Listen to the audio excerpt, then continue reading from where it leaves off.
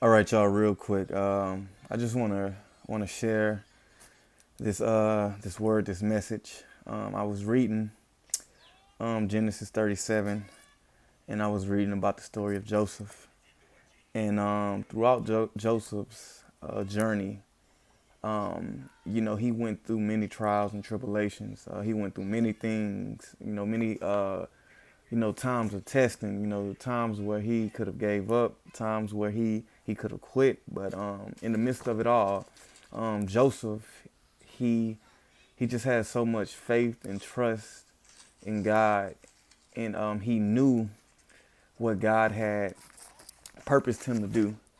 But there was a part that caught my attention, and it made me think of this segment of, or the topic of what I'm gonna get to, and it's about keeping your dream alive. Just keep on dreaming in this world. Despite your obstacles, despite your trials, your tribulations, we have to keep dreaming. We have to keep believing.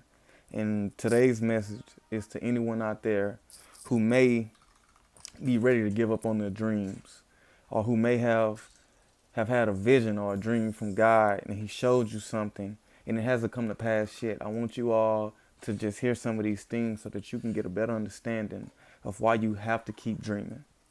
So it says, well, I wrote down, I said, Joseph, he had dreams that he would reign over his brothers and reign over his family. Now, when he had these dreams, this caused jealousy between Joseph and his brothers. It says Joseph was already hated by his brothers because he was Jacob's favorite son.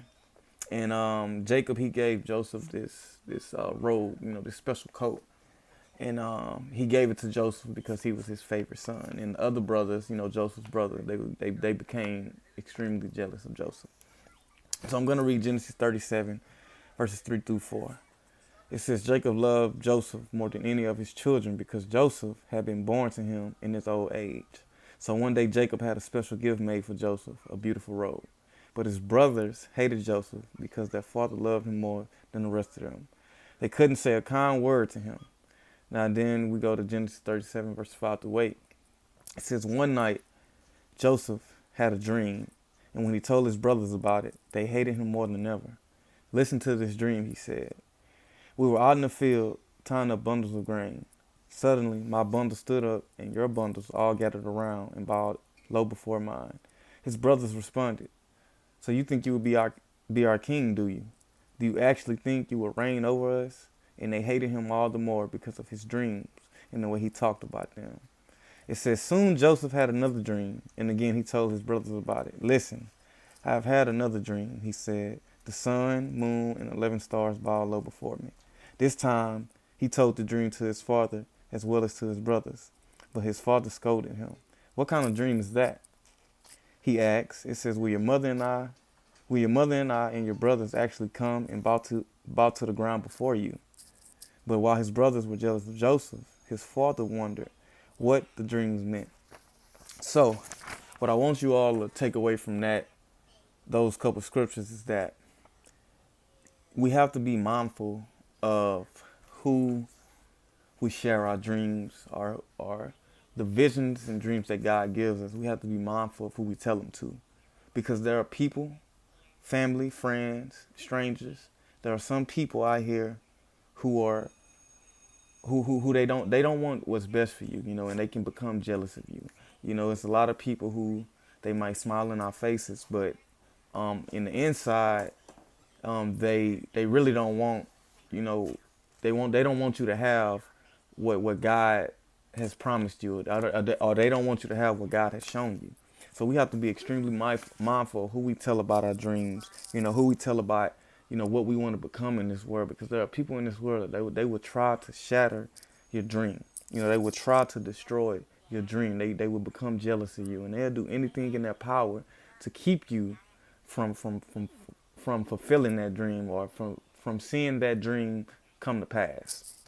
So be mindful of that. That's something that we can learn from Joseph and his brothers in that segment. Now, we also do have people where you can tell your dream to, and they will support you, because as you can see, it said Joseph's father, he wondered what the dreams meant. You know, he was really curious to find out what what what what that had meant when Joseph had those dreams about him and about his brothers and his father and his family bowing down to him.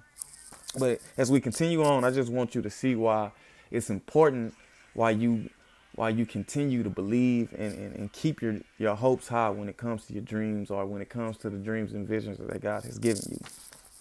So moving on, I wrote down because it says because of this, because of the dreams, because of everything that Joseph he said about his dreams, his brothers decided that they were going to sell him into slavery. And then one brother, um, he said, you know what, forget selling him into slavery.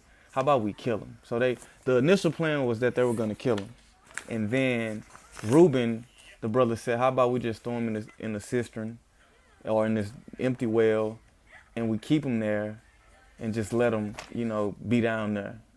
But Reuben's ultimate plan was to have his brothers do that so that they wouldn't kill Joseph, and he was going to come back and rescue Joseph. But though that ended up not happening. Instead, Joseph ended up being sold into slavery, and his brothers, they ripped his clothes off, they ripped his robe off, the one that his father gave him. They dipped it in goat's blood, and then they took it back to their father to make it seem like Joseph had been murdered. But it said Joseph was sold into slavery by his brothers because of the jealousy towards him. Their jealousy made them want to sell their brother to slavery. Their jealousy made them want to kill their brother. It says Reuben was the only brother who wanted to save Joseph. So now I'm going to read Genesis 37, verse 18, and then verses 20 through 22. It says, when Joseph's brothers saw him coming, they recognized him in the distance. As he approached, they made plans to kill him. Come on, let's kill him, throw him to one of these sentences. It says, we can tell our father a wild animal has eaten him. Then we'll see what becomes of his dreams. But when Reuben heard of their scheme, he came to Joseph's rescue. Let's not kill him, he said. Why should we shed any blood? Let's just throw him into one of these empty cisterns here in the wilderness. Then he'll die without laying a hand on him. Reuben was secretly planning to rescue Joseph and return him to his father. And then it says, Judah said to his brothers, what will we gain by killing our brother?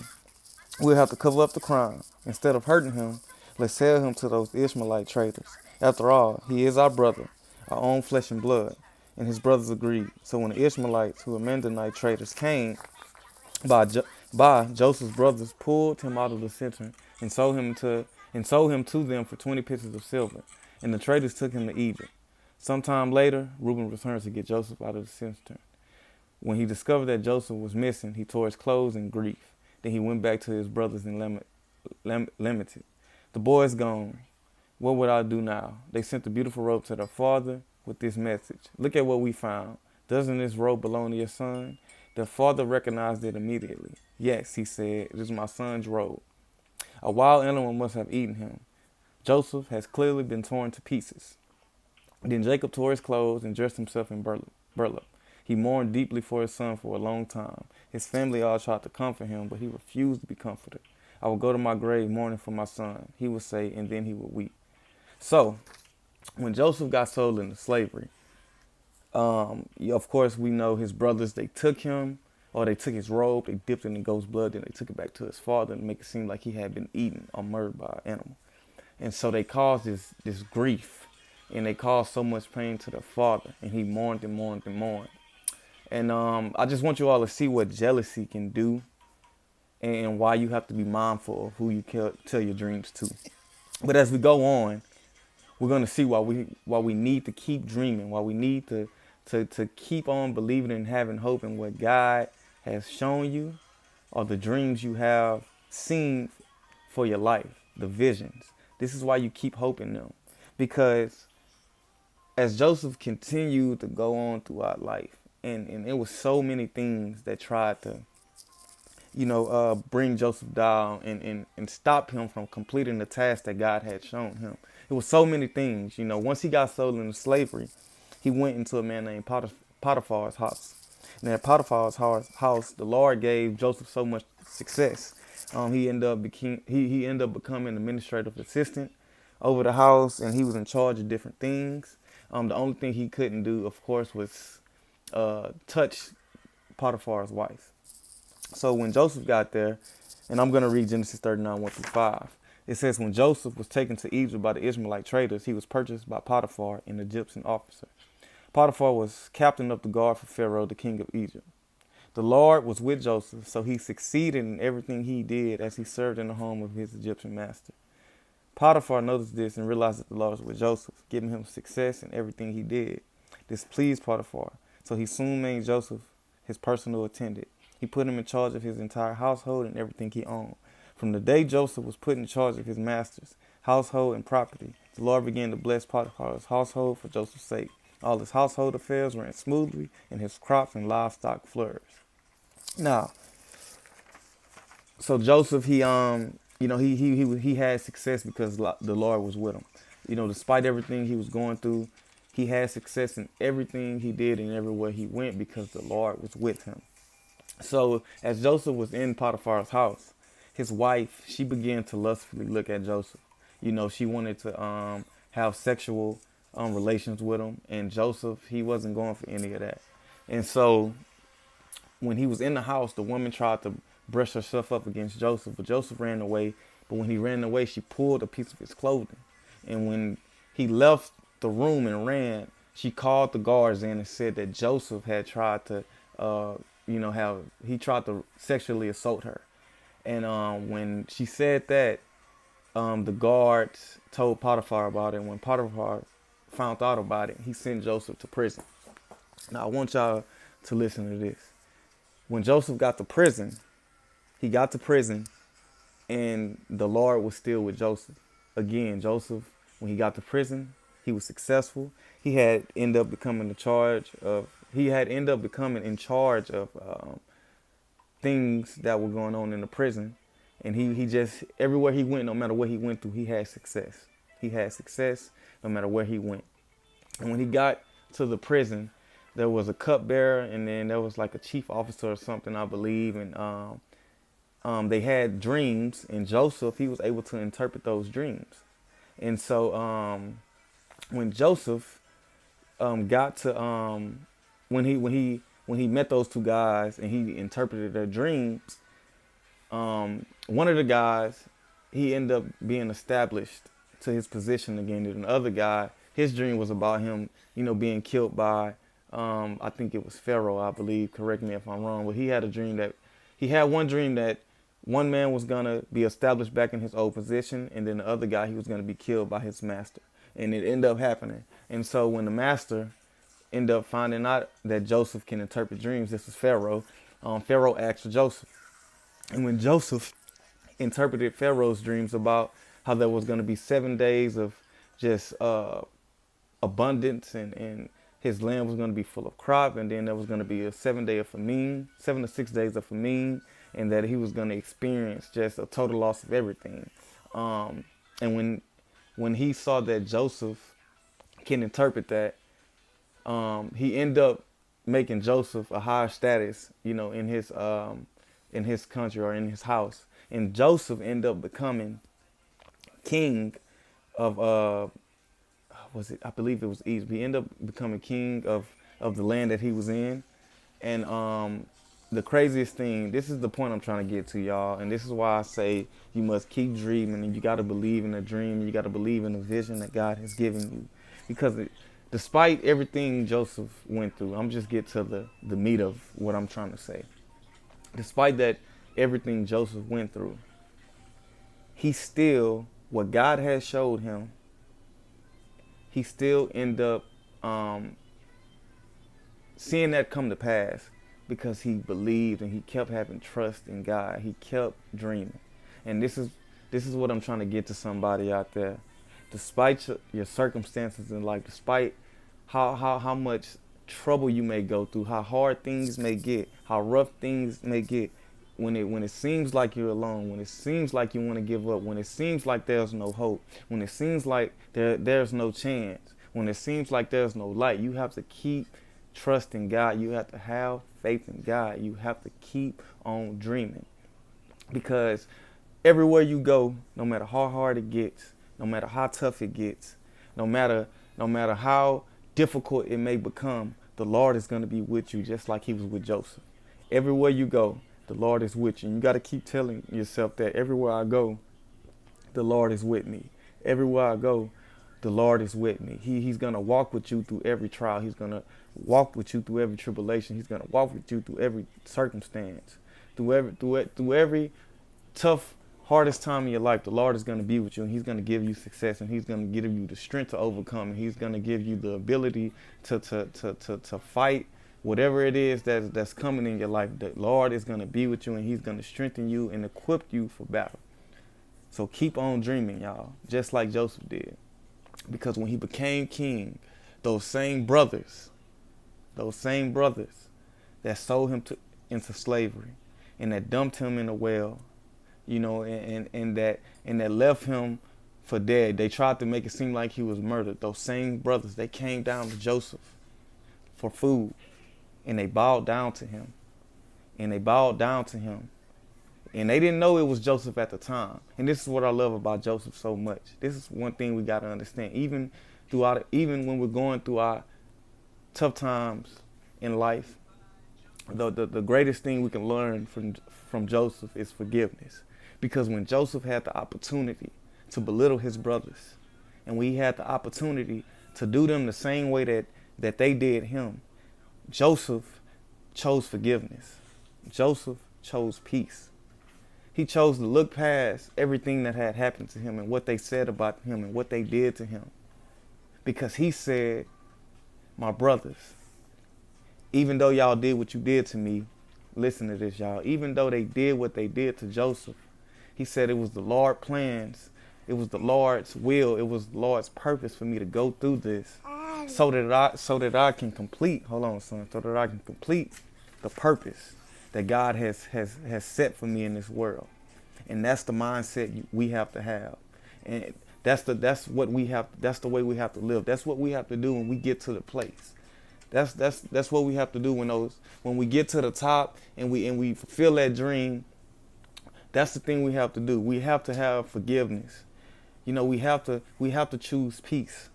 You know, we have to choose not doing others or not having the chance to belittle others just like they did us when we were at the bottom, just like Joseph. It's so much we can learn from this story, y'all, and that's why I'm doing this video. And that's why I'm saying you got to keep dreaming, you got to keep believing. It's not about just, you know, keep dreaming and hoping and having trust in God for yourself, but it's about to keep dreaming and to keep hoping and to keep trusting in God and having faith in God for the purpose that you're gonna fulfill and the reason that you're gonna be able to help so many others around you, because it's not about you at the end of the day. Joseph started as a slave, then he went to prison, but everywhere he went, the Lord was with him. And then when he went through all those obstacles and circumstances, he was lifted up at one of the highest positions. And those same people that gave him away, those same people that stepped on him, that spit on him, that didn't care about him, that gave up on him, they came to him when it was all said and done for help. Those same people. And when they came, Joseph chose forgiveness. Joseph chose peace. Because do y'all know Joseph, when he saw his brothers, he wasn't angry. He tested them to see if they had changed, but he wasn't angry. Because a couple times it says Joseph had to step away because he was overcome with emotion. He wanted to cry because he saw his brothers. And despite what they did to him, he still loved them. After all he went through, he still loved them. So it's just so many things that we can learn. It's so many things that we can take from this story. You know, one is that always to keep your dream alive, no matter what people say, no matter what people think or how they may feel or what they try to do to you. You might go through a time in your life where it's going to get hard and somebody's going to do something to you to make you want to give up. But you have to understand that the Lord is with you. You have to understand that God is on this journey and he's walking on your side through it all. Every blow that you take, every pain and every hurt that you feel, the Lord is with you, and He's going to give you the strength to overcome. Secondly, is that always choose forgiveness. Always choose forgiveness and peace, and never treat those the way they treated you, because you never know, those same people who may be talking about you right now, who may just do you wrong, and they don't want to see you succeed in this world. They may one day they may be coming back to you for help,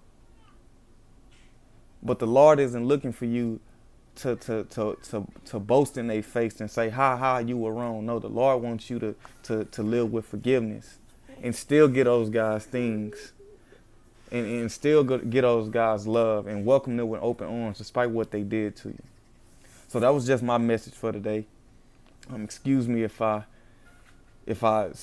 got to a point where I was off track. I was just trying to get this message off because I really wanted you all to hear it. And I just want to help somebody, man. Remember, one, keep dreaming. Always keep dreaming. Believe in what God has shown you. Trust in what God has shown you. And secondly, always choose forgiveness. Always choose peace. Always choose love, y'all. I love y'all, and I thank y'all for tuning in.